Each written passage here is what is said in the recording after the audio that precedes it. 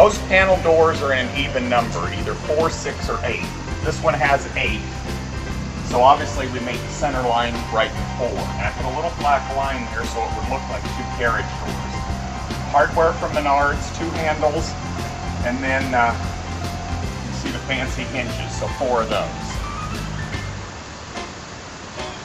Painted it all white, put on tape, spray painted black, pulled off the tape so it looks like windows. So I didn't make that super black. I left a little bit of white in it so it would kind of give a glass effect.